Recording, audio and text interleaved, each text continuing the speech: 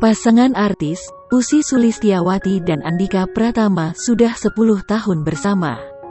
Tepat tanggal 21 Januari tahun 2010 silam, pasangan ini mengikat janji suci sebagai suami istri. Kini mereka hidup bahagia bersama 5 anak mereka.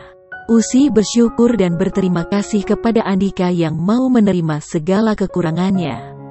Seperti diketahui, Ussy pernah gagal berumah tangga sebelum menikah dengan Andhika. Ussy pernah dinikahi pria bernama Sugianto Sabran selama setahun, dari tahun 2005 hingga 2006. 6 tahun setelah bercerai, Ussy melepas status jandanya dengan Andhika Pratama.